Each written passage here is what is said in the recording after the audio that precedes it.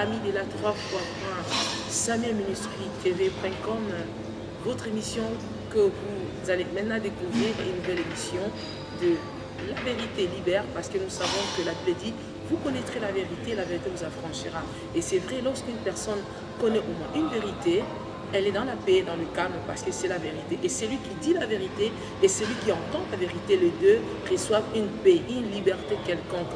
C'est pour cela que nous avons créé ces plateaux de La Vérité Libère, afin que tout ce que vous avez voulu entendre, tout ce que vous avez dans vos cœurs, des questions que vous n'avez pas pu poser à un homme de Dieu, à quelqu'un connu, à une personne qui a fait un tapage, une personne qui a fait le buzz, comme on le dit, nous allons vous l'amener sur ce plateau afin qu'ils nous disent la vérité. Peut-être vous avez entendu des gens, de bouche-oreille, des radios-trottoirs, mais cette fois-ci, nous, dans notre émission La Vérité Libère, nous vous amènerons des gens que eux-mêmes, par leur bouche devant la caméra, vous diront la vérité dans la situation qui a fait bouger, qui a fait craquer, qui a fait pleurer, qui a peut-être fait rire, qui a peut-être étonné. Voilà, je suis le pasteur Trésor de La Vérité Libère. Aujourd'hui, je reçois pour vous un invité spécial. Pourquoi je le reçois aujourd'hui? Parce que c'est son anniversaire, il va fêter ses 11 ans, 11e année de ministère. Depuis qu'il est pasteur, depuis qu'il marche avec Dieu, depuis qu'il travaille pour Dieu, depuis qu'il est avec les âmes, depuis qu'il est dans cette affaire de l'évangile, dans le ministère, comme on m'a dit, ça fait 11 ans aujourd'hui. C'était en 25 juin 2005, j'étais présent, j'ai assisté à cette ordination. Aujourd'hui, il est là avec moi. Mais nous voulons parler de la vraie religion. Pourquoi la vraie religion? La Bible nous dit dans Jacques 1, le verset 27, la vraie religion consiste, selon Dieu, consiste à visiter les veuves et les orphelins dans leur moment d'affliction. C'est ainsi, nous voulons, avec cet homme de Dieu, discuter un peu par rapport à ces 11 ans de ministère. Qu'est-ce que ce ministère a apporté à une veuve quelque part, à un orphelin, dans la société? Je reçois pour vous le pasteur Jean. Bonjour pasteur.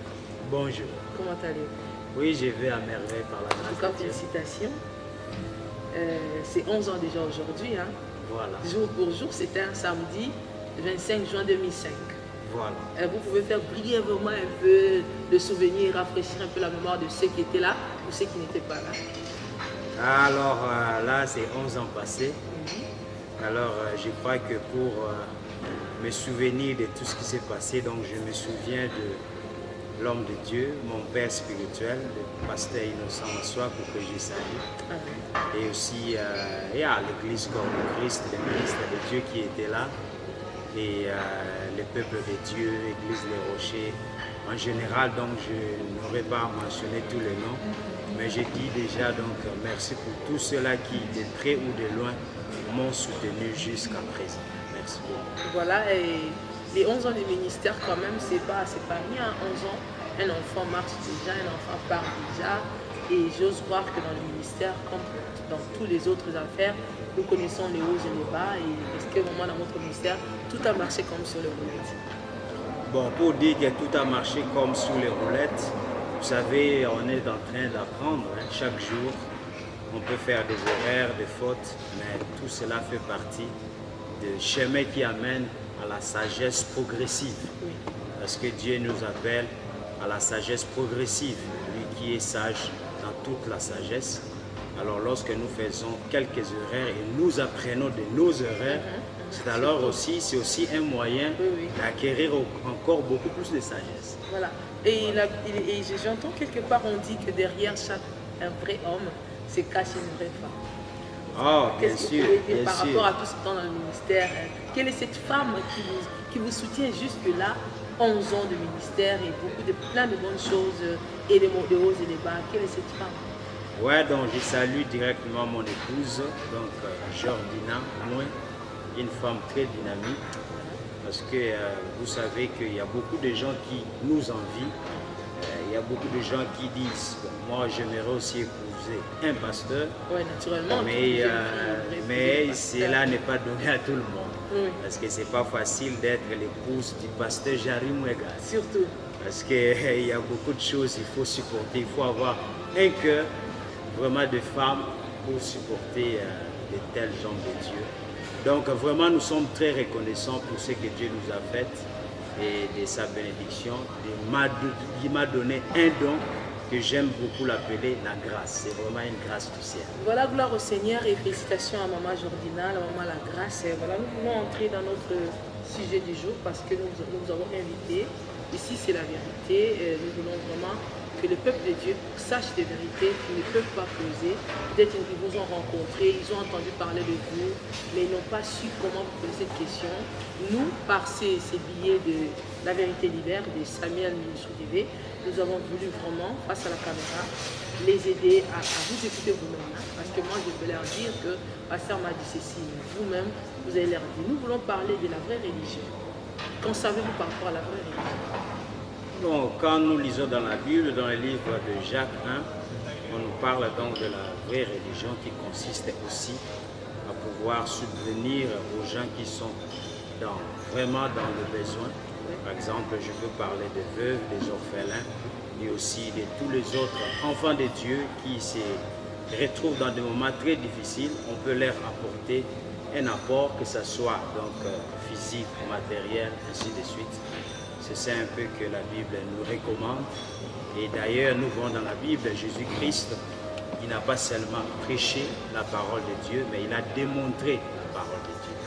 Donc, quand aussi nous prenons soin de ceux-là qui sont dans des difficultés, c'est alors que nous mettons aussi notre foi en exercice, en pratique. Parce que la foi, sans les œuvres, c'est une foi qui est morte.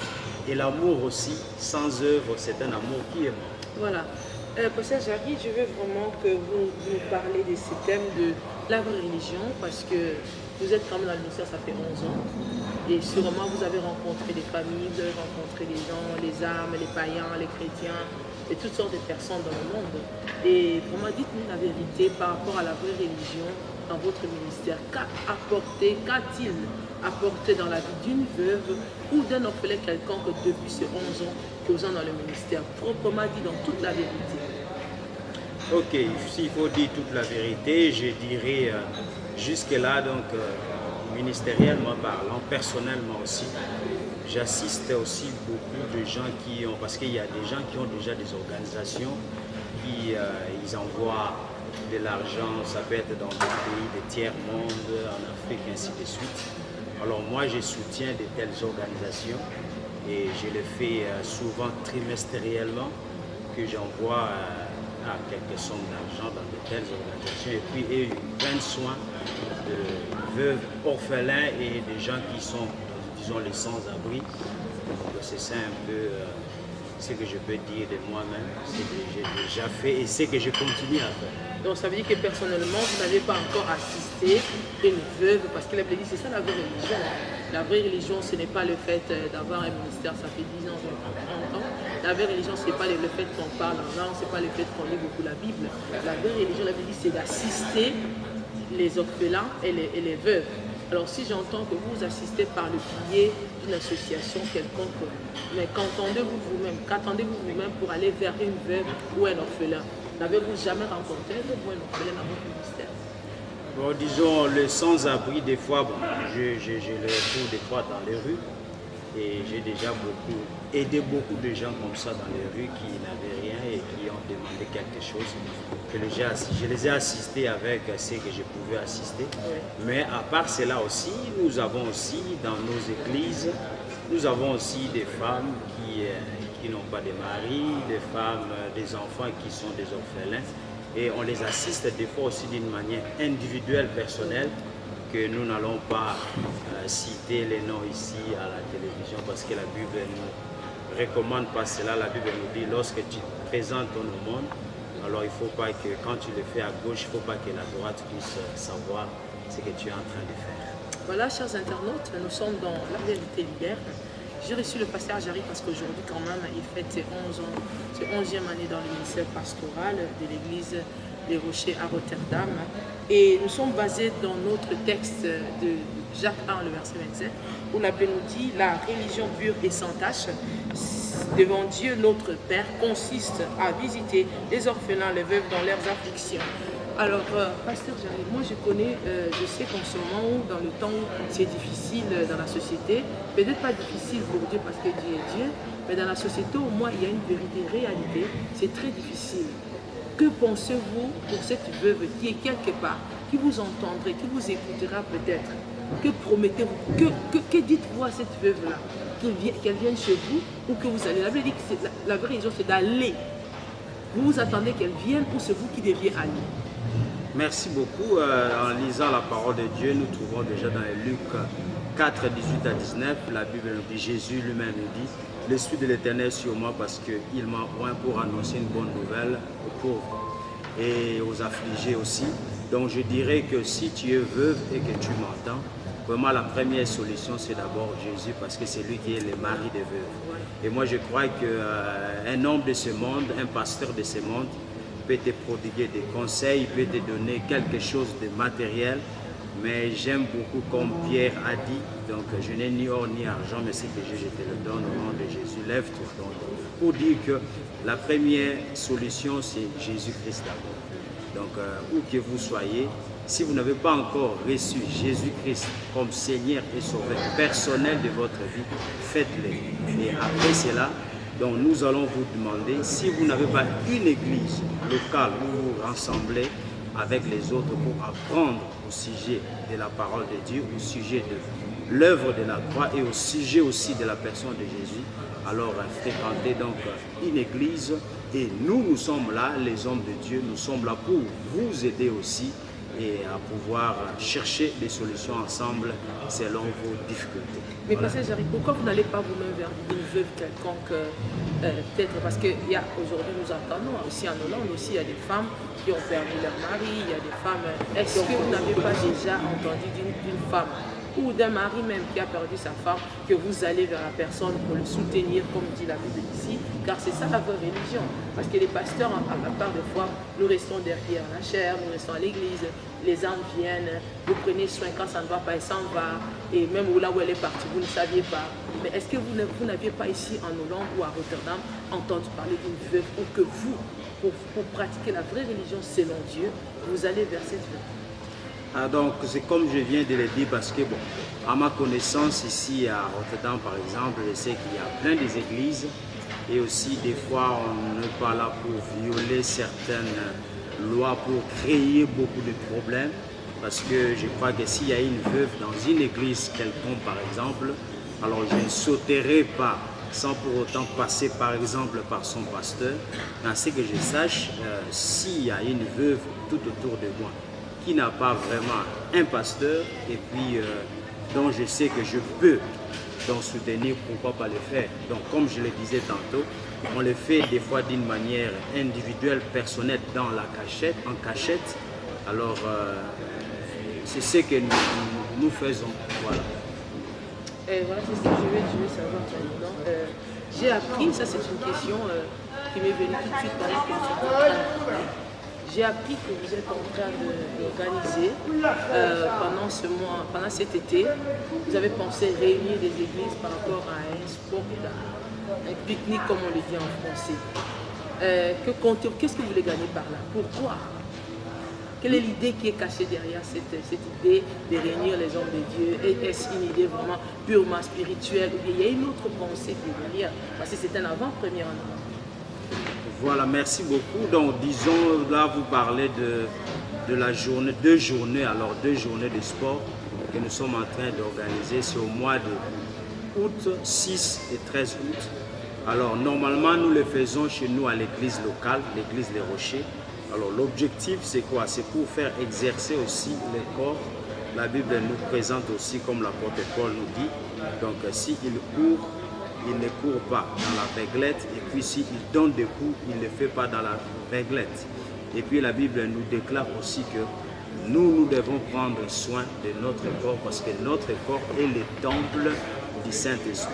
Dans 1 Thessaloniciens 5, 23, la Bible nous dit que nous devons présenter aussi nos membres devant Dieu et la Bible nous parle de l'esprit, de l'âme et le corps. Donc nous comprenons que le corps aussi est utile parce que si ton corps est malade, si ton corps ne fonctionne pas comme il faut, tu ne pourras pas aussi servir l'Éternel comme il faut. Donc parce que ton corps va te limiter alors. Alors, si nous faisons de telles journées de sport, c'est pour aussi motiver les enfants de Dieu et leur démontrer que nous devons prendre soin de notre corps parce que le Seigneur ne le fera pas.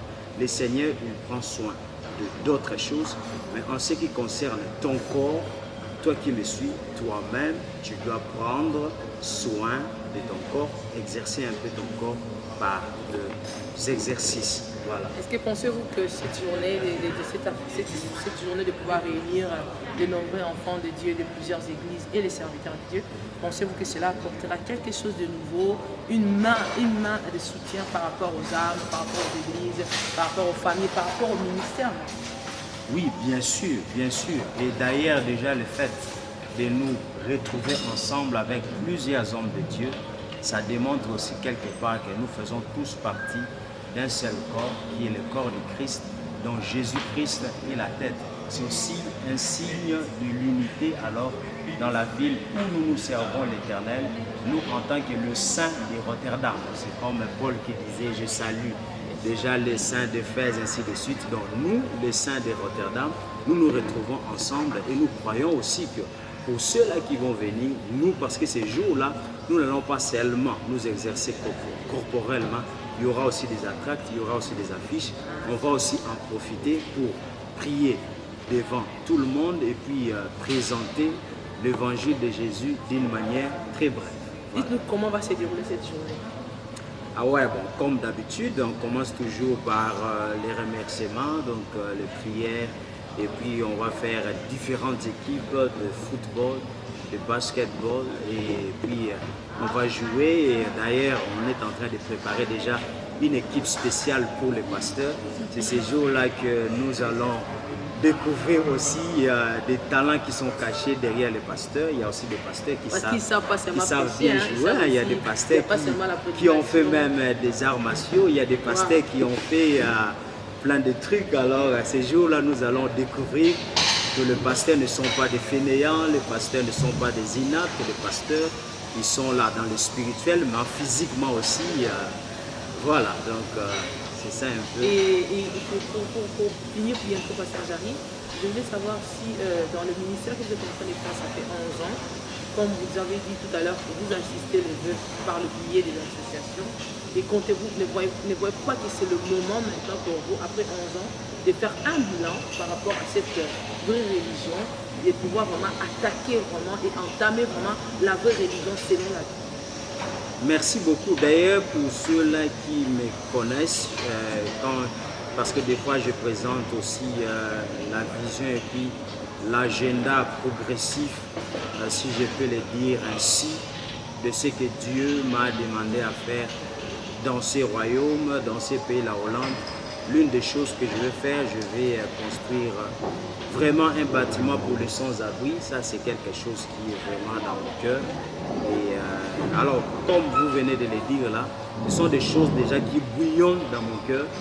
Mais je suis quelqu'un, j'aime faire beaucoup plus de choses avec des précisions, avec beaucoup de qualité. Alors là, par la grâce de Dieu, nous sommes en train de voir comment, dans un futur proche, nous allons commencer d'une manière très active à prendre soin de orphelins, ainsi de suite. Dites-nous brièvement, dans ces 11 ans, quelle est la place du ministère Jarry Mouegad dans la société en Hollande, surtout particulièrement à Rotterdam? Oh là là là là, gloire au Seigneur. Alors, ministère Jarry Mouegad en Hollande, là nous voyons il y a beaucoup de femmes qui ne pouvaient pas avoir des enfants, ils ont eu des enfants, il y a beaucoup de gens qui étaient malades, ils ont été guéris, il y a beaucoup de gens qui avaient des dettes, ils sont exonérés de dettes, il y a beaucoup de jeunes qui étaient perdus, qui sont revenus au droit chemin. Donc il y a des couples qui allaient déjà en voie de disparition et puis d'éclosion, et ce ministère a ramené encore les gens ensemble. Et nous avons aussi parrainé donc, beaucoup de gens aussi. Et je crois que par la grâce de Dieu, nous continuons à faire selon ce que Dieu nous a mis à cœur. Voilà, c'est un peu ça, ce que nous pouvons dire. Voilà, merci chers internautes. C'était là notre émission de La Vérité Libère de Samuel ministretv.com. J'ai reçu le pasteur Jarry, s'il vous plaît, pour ses 11e anniversaire du ministère. Il est là encore pour nous dire combien son ministère a vraiment été des grandes importances ici en Hollande, particulièrement à Rotterdam. Et nous sommes à la fin de notre émission. Je voulais lui demander encore, pasteur Jarry, quel est votre mot de la fin par rapport à cette 11e année du ministère? Voilà, merci beaucoup. Aujourd'hui, donc le 25 juin 2016, ça fait donc 11 ans depuis que j'ai été ordonné donc officiellement en tant que pasteur. Alors s'il faut terminer, je vais vous dire les deux choses très importantes que j'ai apprises tout au long des 11 ans dans les ministères. Donc je vais vous les dire. Donc il y a deux choses. Premièrement, ce que j'ai appris, c'était que le ministère du Saint-Esprit dans la vie d'un enfant de Dieu. Donc lorsque vous faisiez connaissance à la personne du Saint-Esprit, votre vie ne sera plus jamais la même. Le Saint-Esprit est là pour vous aider dans tous vos besoins et même vous faire sortir dans des difficultés très profondes. Et puis le deuxième, s'il faut dire, deuxième secret que j'ai appris dans le ministère qui m'a aidé vraiment beaucoup, c'est la révélation sur le nom de Jésus. Alors je crois que dans les émissions qui vont suivre, nous allons vraiment en parler en profondeur. Lorsque vous avez la révélation sur le nom de Jésus, vous ne serez plus jamais le même. Parce que le nom de Jésus est tellement puissant. La Bible nous dit qu'il n'y a pas un homme sous le ciel qui est comme le nom de Jésus. Son Père l'a souverainement élevé. Il lui a donné le nom qui est au-dessus de tout nom. Dans les cieux, sur la terre, sous la terre, afin que tout genou fléchisse et que toute langue confesse que Jésus-Christ, il est Seigneur à la droite du Père.